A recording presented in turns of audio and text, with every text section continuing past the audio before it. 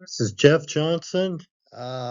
This is a narrative study to use in life review as a new tool for helping patients in hospice care, especially narrative therapy, which they kind of integrate anyway. I mean, they work together. Today, we're going to be looking at hospice patients and spiritual care, life review, and narrative therapy and development of an intervention that I'm currently using or experimenting with.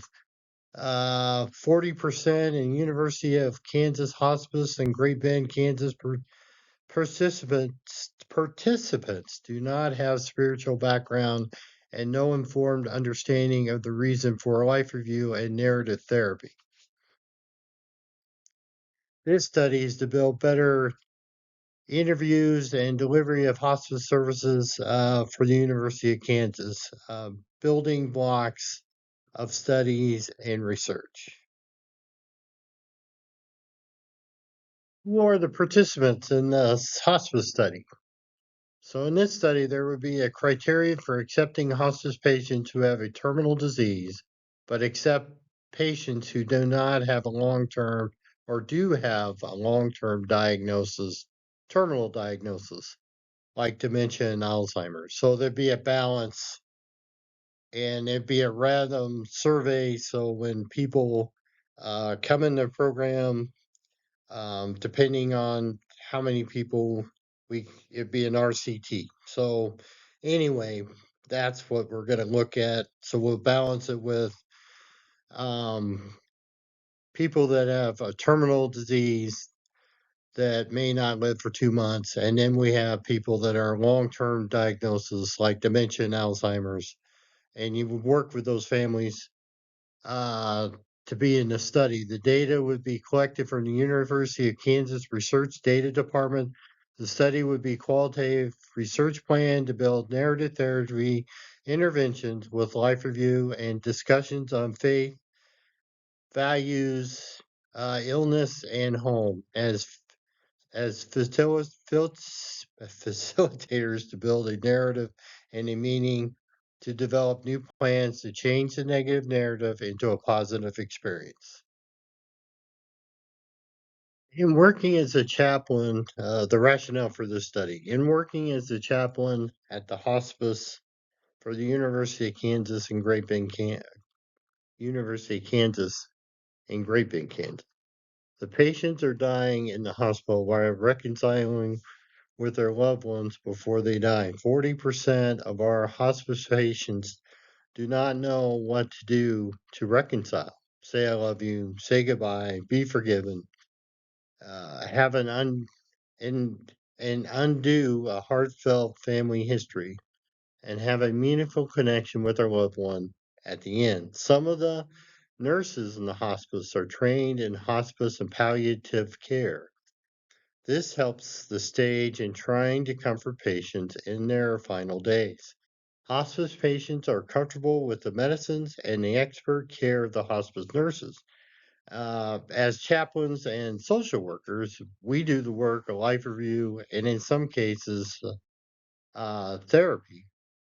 If the family has a good value and with work in those religious traditions, life review is the cap on the bottle of the death experience with the idea to dig for meaning and find all meaning in the person's life. The problem is that most people do not have a religious or spiritual outlook on life, and finding meaning in a person's life is hard. Everything happens so quickly, the solution, everything happens so quickly in the hospital that the person is gone. They are leaving their loved ones with years of searching and yearning for the person to come back and give them the answers to their questions. The dependent variable is the counselor assessment and the life review with the patients. Additionally, the independent variable would be a group of people that have religious, traditional backgrounds that could have discussions on faith, values, home, and illness in a life review. Facilitation that would also use narrative therapy to help the families rewrite some of the not so good life histories into positive results by reconciling with the loved one before they pass. Then mitigating group that would take a group of people that do not have a religious background to use the intervention narrative therapy to bring healing to people in life review, and then use narrative therapy to bring the change in the heartfelt and change the heartfelt storylines to make them positive at the end of the love for the loved one and their family and friends.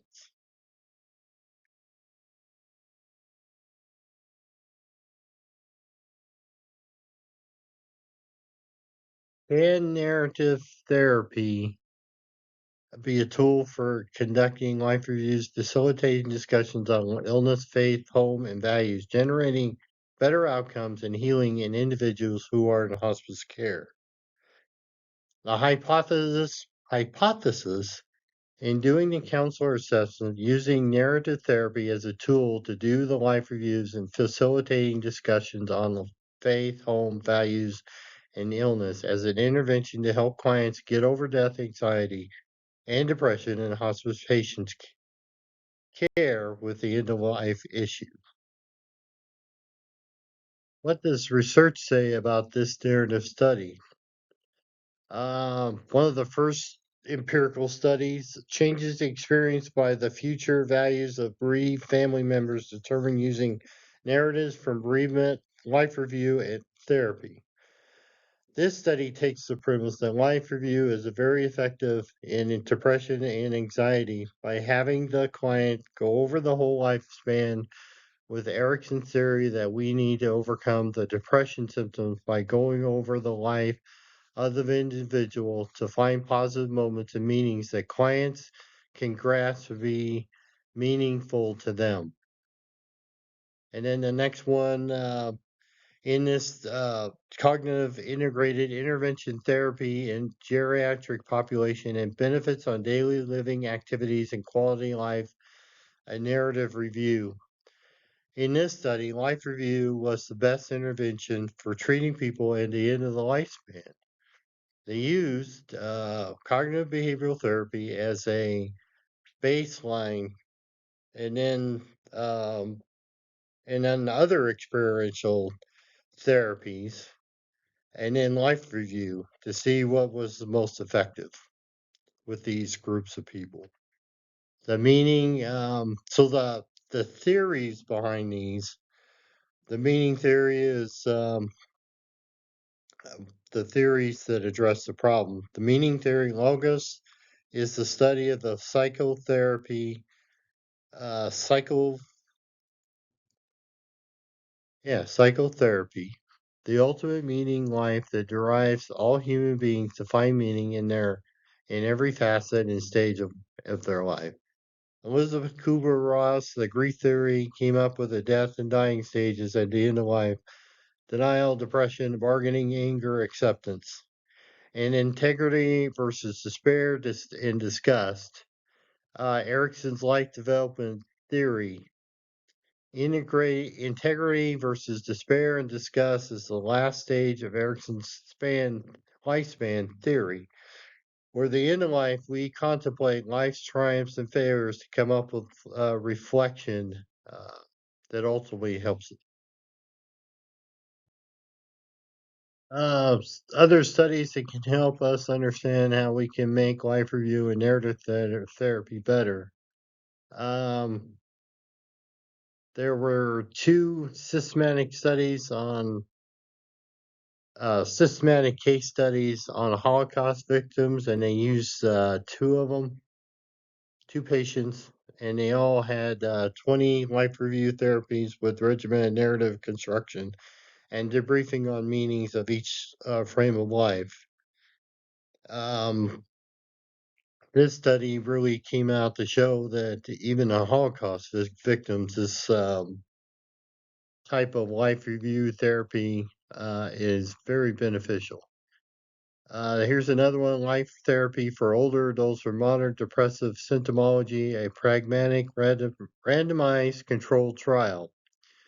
This study was an RCT control study with 2-hour time slots to the life review to have patients in an early intervention and hospice services. The 2-hour therapy consists of life review to have the patient debrief negative parts of their lives. Then the therapist would build positive stories to build the new stories that they are to make them positive for the dying patients. The other one is the effectiveness of group logotherapy and self belief and feelings of worthlessness in the elderly with type 2 diabetes. And this actually is something of psychobiological that it really is life review and narrative therapy can be very effective in helping people get their blood sugar down just by their perspective and their life. And this was done in Turkey. It was a very good study. The gaps in the literature are how to account for the different personalities and how religious tradition affects the building of life review. The critical ingredient is the ability of the person to relate to the illness, values, home, and faith discussions to build on the narratives of the person's life. Then take those positive stories to make new ones for the terminal patient. This research aims to build a new research instruments and develop new ways in qualitative study to develop intervention tools that will create review and life review and narrative therapy to work um, and to really create and make better for older adults as they're in their end of life stage. Go out to sample methods and research methods.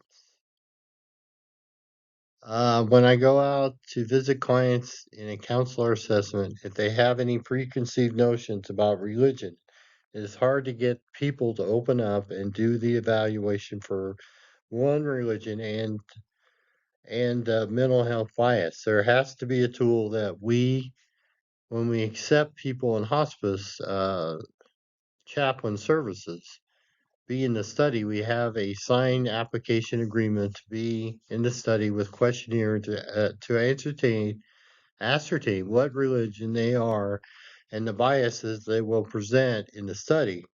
This will be randomized control study with PICO's research designed to focus the research on developing narrative interventions. Each participant would have a pre and post test on each intervention to measure the effectiveness of the intervention in working with each client. Then each narrative's different nuances and meanings can examine so the intervention can be tweaked or changed to reach their full potential in building and evolving the narrative for clients and the family. So in this study, there would be a criterion for accepting hospice patients who have a terminal disease, but also accept, um, we also will accept who have dementia and people who have dementia and Alzheimer's to work with the families who want to be in the study. The data would be collected from the University of Kansas Research Data Department. The study would be a qualitative research plan to build narrative therapy interventions with life review and discussions on faith, illness, and home as facilitators to build narratives and meaning to the individual, new plans to change, and then develop the new meaning or the new story, then make new plans to change the negative therapy into a positive experience. As the results, conclusion, and direction of the study, the results would be a better transmission of services to clients. There would be a better flow of information to clients, explaining what life review and narrative therapy do to help patients get relief from death, anxiety, depression, and anticipatory grief. The findings would be better uniform service to clients and hospice and better instruments and narrative interventions. These narrative interventions can work well with hospice staff and nurses. Some of our nurses with palliative care backgrounds understand the importance of life review and play a supportive role in the clients find their life stories. Then the comfort meds can work in concert with the therapy to help the clients feel loved and supported in their last cycle of life. The study's significance will help the clients understand the biases and the beliefs and faith traditions other than people who believe in Christianity, who can care for people who have Christian traditions. I see great divide in the care of patients who are afraid of religion and feel that they have to conform to a set of rules when there is only love and acceptance in whatever belief or just an existential concern. The study limit the study's limitation would include weeding out biases and misunderstandings of spirituality, which could consist of beliefs of different faiths. The intent is to build instruments and interventions that would work in any situation for hospitals, long-term and short-term, terminal and terminal diagnosis. These are the references for the study. I want to thank you for listening and very appreciative of the study and even development of uh, where I work as far as helping clients get better care. All right. Well, everybody have a good day and thank you.